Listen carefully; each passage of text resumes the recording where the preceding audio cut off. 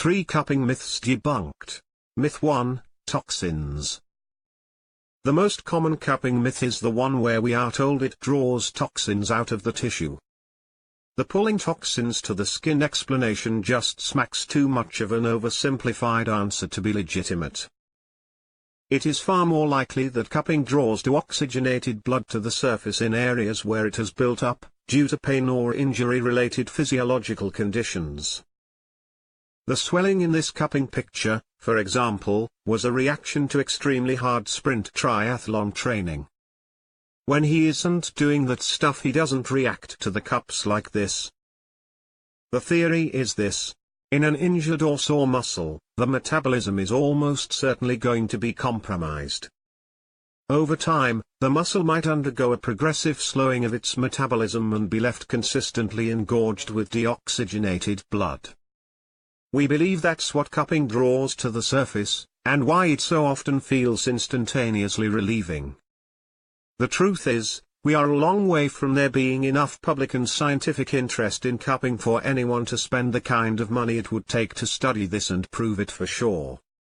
So for the time being though, we are gonna call BS on the myth that cupping draws toxins. Myth 2, Bruising. Our second myth is the bruising myth. It's totally understandable that people assume that cupping marks a bruising. However, I guarantee you would let go of this belief in less than a single morning if you came and hung out with us at our clinic. Why, you may ask? Because if you came and observed a handful of cupping sessions with us, the first thing you would notice is that age and lifestyle plays a role in who gets cupping marks. The so-called bruising generally only happens to younger, more athletic patients. Older, less active patients who get cupped just as intensively don't get any bruising whatsoever.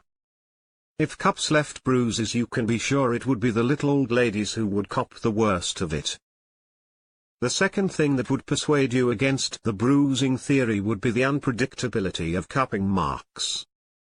You would also notice that cupping marks show up in very specific locations and that other identical cups on the same patient leave no marks whatsoever.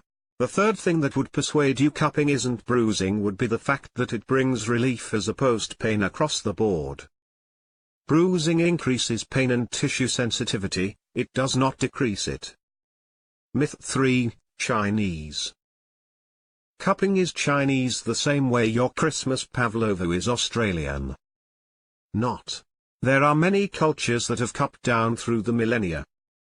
There are also many other healing techniques which act on similar principles that show up in cultures all over the globe. We hope this helped clear up some common myths and misconceptions about cupping. Come and talk to us to find out how cupping may help you.